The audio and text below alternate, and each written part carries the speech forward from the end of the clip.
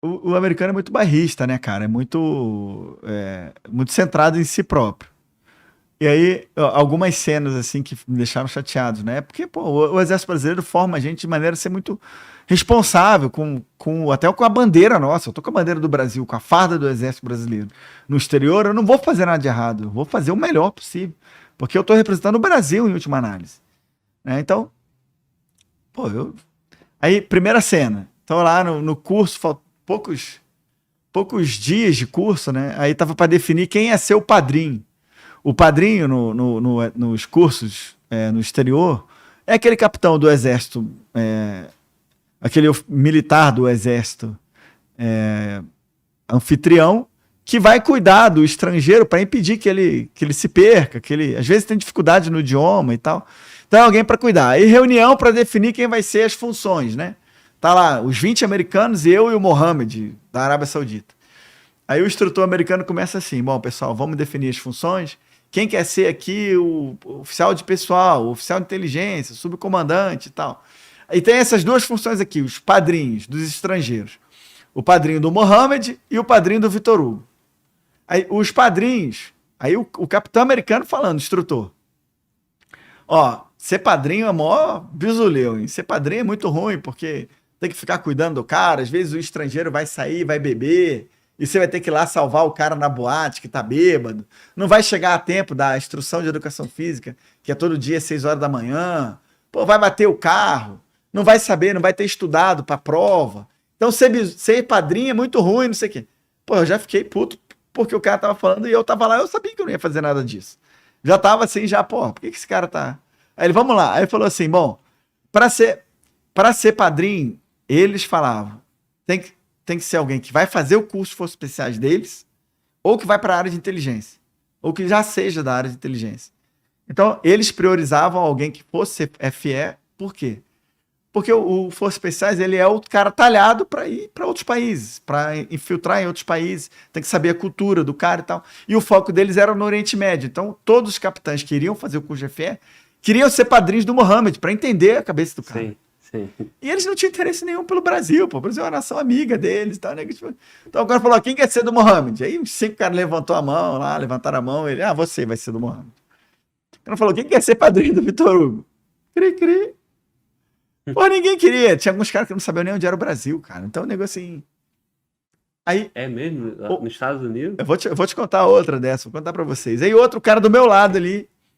O cara do meu lado levantou a mão e ia fazer o curso de FE. Quando perguntou o Vitor Hugo, ele baixou rapidinho, porque, pô, nego não tinha interesse na América Latina. O foco era o Oriente Médio, por causa do terrorismo e tal.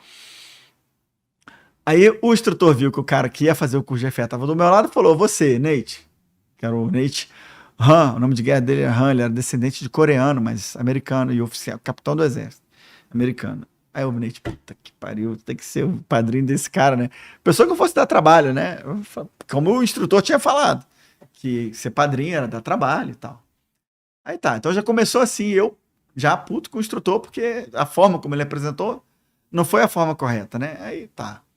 Bom, saímos de lá, fomos para uma instrução com os 200 capitães americanos e os 20 estrangeiros. Aí, sento de um lado de um capitão americano, ele olha para mim, pro meu braço estava escrito a bandeira do Brasil, escrito Brasil, né? Aí o cara olha assim e fala assim: pô, Brasil, quando é que vocês vão ocupar finalmente o palco mundial? Quando é que vocês vão participar de alguma coisa mundial? Porque até agora... Eu falei, nós participamos da Segunda Guerra Mundial, com quantos milhões de soldados? Eu falei, não, nós mandamos 25, 5 levas de 5 mil e tal. Eles, quantos milhões de soldados vocês perderam? A gente só começa a contar com milhões. Eu falei, com 1 milhão de soldados nós não participamos de nada. Ele, então. Eu já fiquei puto, né? Eu falei, porra, esse babaca me sacaneando aqui. Mas tá bom, vamos lá, vamos ver como vai ser o desempenho de cada um no curso. E ele era um cara mais velho. Eu não sabia se ele era da Guarda Nacional, se ele tinha vindo de sargento, não sabia qual era dele. Aí tá, gravei a cara do cara porque eu fiquei puto com ele. E tinha tido essas duas coisas, a questão do padrinho Sim. e essa desse cara. Ele já tentou te dar uma humilhada aí, né? Meu amigo, aí é o seguinte, eu tava sozinho lá, porque a minha esposa já era juíza, tinha acabado de tomar posse como juiz. Ela tomou posse em 8 de janeiro, mais ou menos, 11 de janeiro, sei lá, de 2011. E dia 23 eu embarquei para os Estados Unidos. E juiz não tem licença para acompanhar cônjuge, então ela não pôde ir. Eu Falei, meu irmão, eu não tenho mais nada o que fazer, a não sei estudar aqui. Aí eu engoli todos os manuais, meu amigo. Eu estudei tudo, todos os manuais. Eu sabia mais do que o instrutor. Eu estudei tudo, tudo, tudo, tudo. Eu sabia tudo, sabia todos os símbolos, eu sabia todas as munições, armamento. Eu sabia tudo, os cálculos e tal. Aí fomos para a primeira prova. O instrutor tinha falado assim que se o cara fosse muito bem nessa primeira prova, mesmo entre os americanos, ele ia tirar o que eles chamavam de 7, de satisfatório, né? E era o 7, depois era o outstanding, que era tipo o 9, e depois o superior, que era o 10. Aí eu falei, meu irmão, eu vou estudar pra caceta, eu quero só tirar superior nessa porra. Aí estudei. E era o seguinte, você tinha que apresentar, a prova era oral. Você tinha que apresentar o seu planejamento em 45 minutos. E nos 45 minutos você tinha que apresentar o seu ponto decisivo, que era o que do dispositivo inimigo que você tinha que conquistar, ou destruir, ou eliminar, que te garantiria a vitória. Não quer dizer que você tivesse já atingido a vitória. Mas a partir dali a chance do inimigo reverter era mínima. Então você tinha que identificar esse ponto e você tinha que contar a historinha toda da guerra no seu nível até chegar ao ponto decisivo. Então você tinha que falar, e agora, aos 45 exatamente, e aqui eu atinjo o ponto decisivo destruindo esse celular, por exemplo. Sim. Então, aí, meu irmão, eu treinei e tal. Aí chamei os caras não tinham esse hábito de treinar, de ensaiar. E aqui a gente nunca faz nada sem ensaiar. Então eu chamei os caras para ensaiar lá em casa. E a gente podia assistir os briefings dos outros. Então, e você era obrigado a assistir no mínimo 2 briefings antes de você briefar. É lógico que o primeiro não ia assistir ninguém, porque ele era o primeiro. Sim. O segundo só ia poder assistir o primeiro. Já o terceiro teria que assistir os 2 primeiros. E os demais você poderia escolher quaisquer 2 para assistir. E era a semana inteira de briefing. Tu assistiu de todo mundo. Meu amigo, eu assisti de todos. Eu cheguei lá primeiro, meu briefing era quarta-feira. Eu cheguei lá segunda-feira. Bom dia, instrutor, tudo bem? O cara é interessado. Hein? Fiquei lá o dia inteiro, 8 caras. E você podia anotar e podia melhorar seu planejamento. Falei, meu irmão, aí eu anotei tudo, assisti todos os 8 caras da segunda, os outros caras da terça, os 2 antes da minha apresentação na quarta, e fui apresentar. Aí, dos 22, só 2 conseguiram tirar SAT. Eu e um americano. Falei, os outros tiraram tudo abaixo do satisfatório. Tá bom, na próxima eu vou tirar outstanding. Aí, fui. Quando chegou na prova, que era a tal da Battleforge, que era a última dessa fase, que você tinha 8 horas para planejar lá e depois apresentar em algum momento da semana seguinte. E vários capitães americanos eram desligados. E era o maior medo. Teve um fuzileiro naval americano que foi desligado e tal. E você não era mais avaliado pelo seu instrutor, era um instrutor aleatório, que não te conhecia, justamente para saber. Porque às vezes você já desenvolveu uma relação de confiança, como eu acabei desenvolvendo com o meu, porque o cara começou a ver que eu estava preparado, que eu estava me dedicando. Então o cara começou a ficar também, a torcer por mim. E o instrutor meu, que era de cavalaria, chegou para mim e falou assim, Vitor Hugo, só teve um estrangeiro na história do curso aqui que eu saiba, que tirou o outstanding, que é o 9. Ninguém nunca tirou superior. Cara, esforça pra você tirar o outstanding aí, que é o 9 e tal. Eu falei, vou esforçar. Deixa comigo. Mostra aí que a meta meu amigo, eu vou pra morte aqui e eu vou provar que o Brasil tá no palco desse babaca que falou que não tá, né? Eu falei, tá bom. Aí, fui lá, estudei, virei noite e tal, e li pra caceta tudo. Chegou no dia da prova, o capitão que tava lá era o capitão FE americano. Era o major FE americano. Aí quando eu cheguei, não era o meu capitão, né? Que era o meu instrutor, era um cara aleatório. Quando a gente entrou lá, era na biblioteca. Eu tava lá com meus cálculos, os mapas e tal.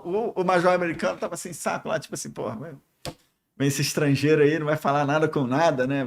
Deve nem saber falar inglês direito, vai falar um monte de coisa que eu não vou nem conseguir entender nada. E não vai, sei lá, vou ter que dar um SAT pra ele só pra não ficar feio. Só, meu irmão, que eu tava preparado pra caceta. E aí, quando chegou lá, eu comecei a falar, o americano já começou, peraí, cara, tal, isso aqui, papapá, e exatamente 45 minutos e aí a gente vai atingir o ponto decisivo, destruindo não sei o que. Aí o relógio dele, pi. Exatamente, eu tinha treinado muitas vezes. Aí ele parou, olhou pro lado assim, olhou pro outro e falou assim, Vitor Hugo, você vai me criar um problemaço aqui, cara. Falei, caralho, ou eu tô muito barrado. Ele não queria ser o instrutor que tinha dado, né, Ele não nota pro queria, estrangeiro. cara. Ele falou assim, você vai me criar um problemaço aqui. Eu falei, por quê, Major? Porque eu vou ter que dar o superior pra você, o 10. Cara, tá muito bom o seu trabalho, parabéns, não sei o quê. Pá. Deu o 10, falou, ó, eu vou dar o 10 e eu vou justificar e vou defender o seu 10. Parabéns. Aí saí de lá e fui pra minha sala pra guardar meu material e meu instrutor tava recebendo o briefing de alguém de outra sala, né? E ele tava louco pra saber a minha nota, né? E ele, o cara falando, ele, e aí? E eu não sabia se eu falava assim inteiro. Ele, pô, e aí, Vitor, quanto foi e tal? Eu falei, não, deu superior. O cara, pô, não, cara achou, porra, maravilhoso, né? Aí foi muito bom e tal. Essa era a fase de companhia. Eu passei pra fase de batalhão, eu tinha esquecido daquele cara. Porra, Que tinha falado pra mim exatamente, do palco e tal. Sim. Aí chegamos na fase seguinte, era de batalhão. Esse meu instrutor primeiro falou que ia me colocar no destacamento, num seminário, que o cara fosse especialista no target. E aí ele me colocou no major que tinha o mesmo penteado que eu, um careca.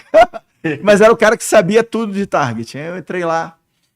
Aí o cara chegou e o major já estava recomendado sobre mim e tal. E aí o cara me deu realmente muita atenção. E aí ele dividiu o seminário em 2 estados maiores de 11. E aí já eram, antes era companhia, agora era batalhão, já era 700 caras no combate. E a gente era do estado maior de 700 caras, né? Era assessores do comandante de batalhão ou de uma unidade de cavalaria e tal, que era infantaria e cavalaria juntos. 700 caras no combate. E aí o primeiro planejamento, nós éramos dois estados maiores. O cara que falou comigo lá do Brasil, no palco, estava no estado maior, na mesma sala, mas no estado maior contrário. E o cara pegou a mesma função que eu. Era oficial de comunicações e oficial de logística. Ele pegou lá e eu peguei aqui. Amigo, eu de novo virei o cão nuclear, virava a noite estudando, peguei todos os manuais, fiz um monte de planilha de Excel.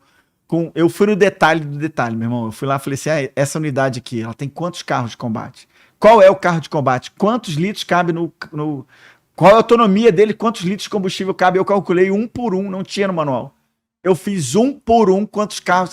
Então, se cabe tanto, dá para andar tantos quilômetros, como isso aqui tem tantos quilômetros, tem que reabastecer em tantos. Eu fiz de tudo, mas não fiz só de combustível, não. Fiz de combustível, de munição, de óleo, de não sei o quê, fiz de tudo. Todas. Para planejar a parte de comunicações. Tinha um software específico deles, que conseguia mapear o terreno e verificar como algumas rádios a transmissão é direta, antena para antena. Se tivesse uma elevação, esse programa ele conseguia ver o terreno e você conseguia ver as zonas cegas. Né? Tipo, se é antena, se tem um morro no meio e as antenas estão aqui, eles não se falam. E a unidade fica sem comunicação. Então, a gente conseguia ver, tinha um programa que eles tinham e eles não disponibilizavam para os estrangeiros, que transformava a carta, que é num plano só, em 3D, e você colocava o dedo aqui, ou colocava um pin aqui e outro aqui, e ele mostrava se aqui tinha comunicação reta ou não. Só que para todo o terreno, então ele falava assim, ó, a antena amiga está aqui, está nesse ponto. Quais são os pontos cegos? Onde você não pode instalar antena aqui, porque se você instalar, você não perde comunicação.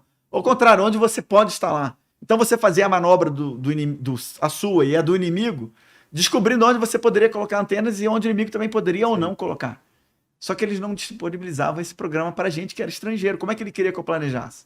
Meu irmão, eu fui na internet, comecei a procurar programa que fazia, encontrei um por $400. Falei, meu amigo, não importa. Eu vou comprar a licença dessa porra e eu vou bancar. Eu, comprei a licença do software e eu fiz o planejamento. Só que eu fiz de todas as unidades, todas as antenas, amiga e inimiga, eu fiz tudo. E fiquei na minha, coloquei no PowerPoint e fui pro briefing, né? Aí o oficial de operações falou, o outro falou, aí tava meio que morno, assim. Não, aí primeiro foi o outro Estado-Maior apresentando. Quando chegou na hora do oficial de comunicações e logística falar, o cara que tinha me zoado lá do palco, ele não tinha planejado nada direito, cara. Tava perdido, aí não sabia. E eu vendo assim, falei, pô, cara, esse maluco tá meio perdido. Aí o cara não sabia. Foi muito raso o planejamento. E o instrutor deu um esporro nele, falou, cara, você me envergonha na frente aqui de todo mundo, como é que você não apresenta nada? Você não planejou nada, mas tá bom, vamos ver o que vai sair. Aí quando ele olhou pro lado, viu que o estrangeiro tava... Eu tinha sido bem recomendado, mas ele não esperava o quanto que a gente ia. Meu amigo, mas eu tinha dado gás.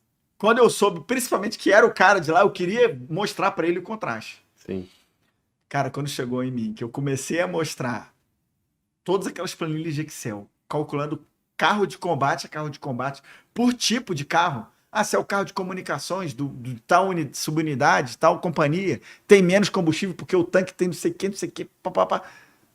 O cara começou a olhar, vai chegar nessa linha de controle, vai ter que parar para reabastecer, porque são tantos quilômetros, o inimigo já tem não sei o que, papapá. Quando veio da parte de comunicações, que o cara não esperava nada.